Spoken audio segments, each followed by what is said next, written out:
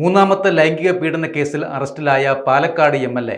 രാഹുൽ മാങ്കൂട്ടത്തിലിന് പത്തനംതിട്ട ജില്ലാ സെഷൻസ് കോടതി ജാമ്യം അനുവദിച്ചിരിക്കുകയാണ്. നിലവിൽ മാവേലിക്കര സ്പെഷ്യൽ സബ് ജയിലിൽ കഴിയുന്ന രാഹുൽ മാങ്കൂട്ടം കോടതി ഉത്തരവിന്റെ നടപടിക്രമങ്ങൾ പൂർത്തിയാക്കിയ ശേഷം ഇന്ന് വൈകുന്നേരത്തോടെ മോചിതനാകും എന്നാണ് വിവരം ലഭിച്ചിരിക്കുന്നത്.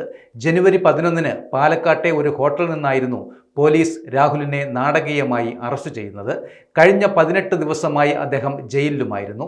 കോടതിയിൽ പ്രതിഭാഗം ഉന്നയിച്ച വാദം പ്രകാരം പരാതിക്കാരിയുമായി ഉണ്ടായിരുന്നത് ഉഭയസമ്മത ബന്ധമായിരുന്നുവെന്നും കേസുകൾ രാഷ്ട്രീയ പ്രേരിതമാണെന്നും ഗൂഢാലോചനയുടെ ഭാഗമാണെന്നും ചൂണ്ടിക്കാട്ടി.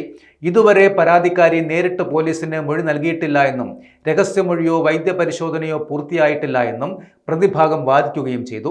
എന്നാൽ പരാതിക്കാരി വിദേശത്തായതിനാൽ കേരളത്തിലേക്ക് എത്തുവാൻ കഴിയാത്ത സാഹചര്യമാണെന്നും എംബസി മുഖേന പ്രത്യേക സംവിധാനത്തിലൂടെ മൊഴി രേഖപ്പെടുത്തുവാൻ നീക്കം നടക്കുന്നുണ്ട് എന്നും പ്രോസിക്യൂഷൻ കോടതിയെ അറിയിക്കുകയും ചെയ്തിട്ടുണ്ട്.